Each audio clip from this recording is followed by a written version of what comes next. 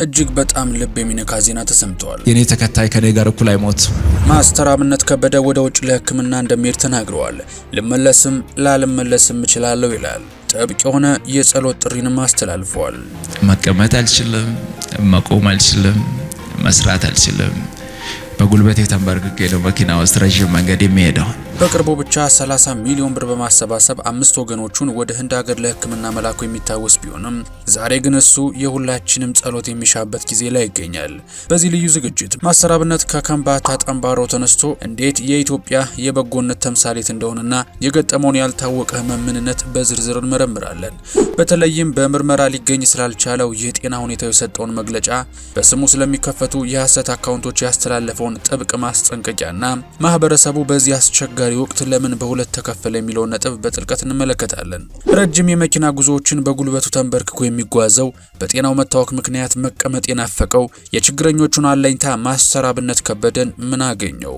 ከካንሰር ጋር ይገናኛል የተባለው የበጎ አድራጊው በሽታስ ምንድነው ስንል ጠይቀናል። ያገኘናቸውን መረጃዎች ወደ እናንተ ልናደርሰው ነው። እናንተ ብቻ እንደተለመደው ላይክና ሰብስክራይብ የሚሉ ነጭና ቀይ ቀለሞችን መታ እያደረጋችሁ አብራችሁን ጥቂት ዝለቁማ። ማስተር አብነት ከበደ መታመሙ ከተሰማበት ቅጽበት ጀምሮ በማህበራዊ ሚዲያ በተለይ በቲክቶክ ላይ የሚገኙ ወገኖች በከፍተኛ ድንጋጤ ውስጥ ወድቀዋል። ማስተር አብነትን በጋራ እንታደገው በሚል መጠነ ሰፊ የድጋፍ ጥሪዎች ከየአቅጣጫው እየፈሰሱ ይገኛሉ። በተለይ በደቡብ አፍሪካ የሚኖሩ ኢትዮጵያውያን የገቢ ማሰባሰቢያ ጎፈንድሚ እንዲከፍቱና የሕክምና ወጪዎችን እንዲሸፍኑ የሚጠይቁ ድምጾች በየቦታው እየተሰሙ ነው። አብነት ለወገኑ ካበረከተው ታላቅ ውለታ አንጻር አሁን በደረሰበት አስቸጋሪ ወቅት ልንደግፈውና ልንክሰው ይገባል የሚለው ሐሳብ የብዙዎች የጋራ አቋም ሆኗል። ብዙዎች ከተናገራቸው የህመም ምልክቶች በመነሳት በተለይ አብነት ስለ ህመሙ ሲናገር በምርመራ አይገኝም ማለቱን ተከትሎ ህመሙ ኮሎሬክታል ካንሰር ሊሆን ይችላል የሚል የግል ግምታቸውን እያጋሩ ይገኛል። ይሁን እንጂ ማህበረሰቡን ይበልጥ ግራ ያጋባው አብነት ለራሱ እርዳታን አጥብቆ መቃወሙ ነው። ለሀገሩ ይህን ያህል የደከመ ሰው እንዴት ለራሱ ሲሆን ጸሎት ብቻ ይጠይቃል የሚሉ ጥያቄዎች በየቦታው እየተነሱ ነው። አብነት በቅርቡ 30 ሚሊዮን ብር አሰባስቦ 5 ሰዎችን ለሕክምና ወደ ህንድ ሀገር መላኩን የሚያውቁ ሰዎች ዛሬ እርሱ ራሱ ሕክምና እንደሚያስፈልገው ሲሰሙ የገንዘብ እርዳታ ለማድረግ ቢሽቀዳደሙም አብነት ግን ይህን ድጋፍ አጥብቆ መቃወሙን ቀጥሏል። ማስተር አብነት ከበደ ስለ ጤና ሁኔታው በሰጠው ማብራሪያ ላይ እጅግ አሳሳቢው ነጥብ ህመሙ በምርመራ ሊገኝ አልቻለም ማለቱ ነው። ይህ በሕክምናው ዓለም አንዲያጎስት ኢልነስ ወይም ምርመራ ያልተገኘለት ህመም ተብሎ የሚጠራ ሲሆን በታካሚው ላይ ከፍተኛ የስነልቦና ጫናና ግራ መጋባትን ይፈጥራል ይላሉ። ምንም እንኳን አብነት የህመሙን ስም በይፋ ባይናገርም የጤና ባለሙያዎች ከተናገራቸው ምልክቶች በመነሳት የራሳቸውን ግምቶች እያጋሩ ይገኛሉ። ብዙዎች ኮሎሬክታል ካንሰር ወይም የትልቅ አንጀት ካንሰር ሳይሆን አይቀርም የሚል ስጋት አላቸው። የዚህ ህመም ዋና ዋና ምልክቶች የምግብ መፈጨት ስርዓት መዛባት፣ የማያቋርጥ የተቅማጥ ወይም የሆድ ድርቀት ስሜት እንዲሁም የሆድ መነፋት የሚጠቀሱ ናቸው። ከፍተኛ የክብደት መቀነስ፣ ያለምንም በቂ ምክንያት በአጭር ጊዜ ውስጥ የሰውነት ክብደት በከፍተኛ ሁኔታ መቀነስም የሚጠበቅ ጉዳይ ሆኗል። ሌላው ደግሞ የድካም ስሜት ነው። አብነት ለረጅም ሰዓት መቀመጥ እንደማይችልም ገልጿል። በሰውነት ውስጥ የደም መጠን መቀነስና የማያቋርጥ የሆድ አካባቢ ህመም ከብዙ ምልክቶቹ መሃል ናቸው ሲሉም ጠቅሰዋል። ማስተር አብነት ዛሬ ለሌሎች የሚተርፍ ልብ ቢኖረውም በአንድ ወቅት ግን ራሱ በከፍተኛ ችግር ውስጥ የነበረ ሰው ነው። ወደ ትውልድ ቀዬው ለመመለስ የትራንስፖርት ክፍያ አጥቶ የለበሰውን ጃኬት ለአውቶቡሱ ሹፌር እንዲገዛው ተማጽኖ የነበረበት ጊዜ የእርሱን ማንነት የቀረጸ ትልቅ አጋጣሚ ነበረ። ይህ ከድህነት ጋር የነበረው ቀጥተኛ ትውውቅ ነው ዛሬ የሰውን ችግር እንደራሱ እንዲያይ ያስቻለው። እርሱ በሙያው የተዋጣለት ማስተር አሊያም ስፖርተኛ አልፎም የሞተር ሳይክል ትርኢቶችን ሲያሳይ እጅግ ድንቅ ነው። ይህ ሙያውን በከተማና በገጠር እየተዘዋወረ የታመሙትን ለማየትና መልእክቱን በፍጥነት ለህዝብ ለማድረስ ትልቅ አቅም ሆኖታል። አብነት ጋር ያለው በጎነት ስለተረፈኝ ልስጥ የሚል ሳይሆን ችግሩን ስለማውቀው ልርዳችሁ የሚል ጥልቅ ስሜት ነው። ዛሬም በህመም ውስጥ ሆኖ ሰዎችን መርዳት ለርሱ የህይወት እስትንፋስ እንደሆነ ያሳያል። ህመሙ የጀመረው ከ1 ዓመት ከ6 ወር በፊት በጎፋ የመሬት ናዳ ወቅት ወገኖቹን ለመርዳት በሄደበት ወቅት እንደነበረ ያስታውሳል። ይህ በምርመራ አልተገኘም እያለ የሚጠቅሰው ህመም ለብዙዎች መንፈሳዊ ወይም ውስብስብ የጤና ችግር ሊሆን ይችላል የሚል ስጋትንም ፈጥሯል። ማስተር አብነት ከሰሞኑ ባጋራው ቪዲዮ የሰጠው ምላሽ በብዙዎች ዘንድ ትልቅ አክብሮትና ድንጋጤንም አትርፏል። በጣም የምትወዱኝ ከሆነ ለኔ ምንም አይነት ገንዘብ አያስፈልገኝም። የሚያስፈልገኝ የኢትዮጵያ እናቶች የአባቶችና ወጣቶች ጸሎት ብቻ ነው ሲል በትህትና ተማጽኗል።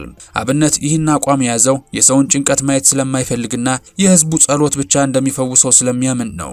መታመሜን የነገርኳችሁ እንድትጨነቁ ሳይሆን እንድትጸልዩልኝ ነው በማለት ህመሙን ይፋ ባያደርገው ኑሮ ይመርጥ እንደነበር አያይዞ ገልጿል። በተለይ በዚህ አስቸጋሪ ወቅት እርሱን ለመርዳት በሚል ሽፋን በየስሙ የተከፈቱ በርካታ የሐሰት አለያም ፌክ አካውንት መኖራቸውን ጠቅሶ ማህበረሰቡ ገንዘብ እንዳይልክ በጥብቅ አደራ ብሏል። ይህ አቋሙ እርሱ ምን ያህል ከገንዘብ በላይ ለሆነ ሰብአዊነት ዋጋ እንደሚሰጥ ያሳያል። አሁንም ቢሆን ወደ ሕክምናው እስኪሄድ ድረስ አልጋ ላይ ያሉ ወገኖቹን ማሳከሙ እንደሚቀጥል በመናገር ለሰው የመኖር ጽናቱን በድጋሚ ያስመስክሯል። ጸሎትና ጸሎት ብቻ ነው የሚያስፈልገኝ የሚለው ንግግሩ የአንድን ታላቅ ሰው የትህትና ጫፍ የሚያሳይ ነው።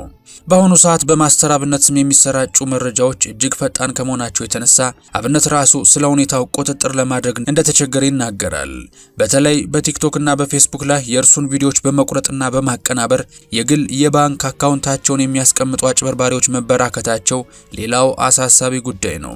አብነት ገንዘብ አያስፈልገኝም ብሎ በደጋገመ ቁጥር እነዚህ አካላት ደግሞ አስቸኳይ እርዳታ በሚል ህዝቡን ለማታለል እየሞከሩ ነው። ይህ ድርጊት በአብነት ስነ ልቦና ላይ ተጨማሪ ጉዳት እያደረሰ ይገኛል። አብነት መታመሜ ይፋ ባይሆን ይሻለኝ ነበር ያለውም እንዲህ ያሉ ግለሰቦች በእርሱ ስም ወገኖቹን እንዲያጭበረብሩ በር ስለከፈተባቸውና የሰውን ጭንቀት ስለጨመረው ነው። ስለሆነም ተመልካች ከአብነት ይፋዊ ገጽ ውጪ ለሚደረጉ ጥሪዎች ጥንቃቄ እንዲያደርጉና ጸሎት ብቻ በመሰንዘር ለጀግናው ያላቸውን አክብሮት እንዲገልጹ ማሳሰቡ ተገቢ ነው። አብነት መታመሙ ይፋ በመሆኑ የተሰማው ቅሬታ ለየት ያለ እይታ ይሰጠናል።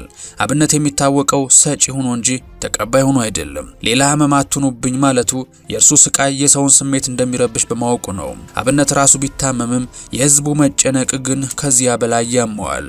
ይህ የሚያሳየው አብነት ከዛ ህመሙ ይልቅ የህዝቡን የስነ ልቦና ሰላም የሚጠብቅ እጅግ የላቀ ስብዕና ያለው ሰው መሆኑን ነው። አብነት ራሱ በህመም እየተሰቃየ ባለበት ሰዓት እንኳን ትኩረቱ ያለው በራሱ መድኃኒት ላይ ሳይሆን ህዝቡ በእርሱ ምክንያት በሚሰማው ጭንቀት ላይ ነው።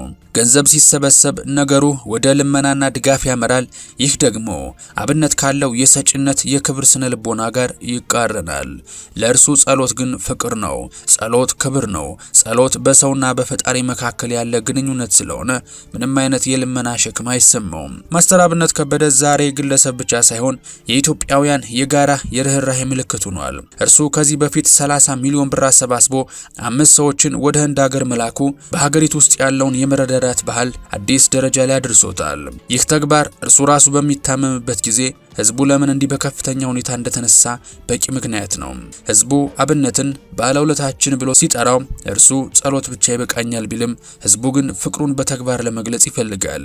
ይህ በህዝቡ ፍላጎትና በአብነት ትህትና መካከል ያለው ፍጥጫ የኢትዮጵያውያንን ጠንካራ ማህበራዊ ትስስር የሚያሳይ ውብ ገጽታ ነው።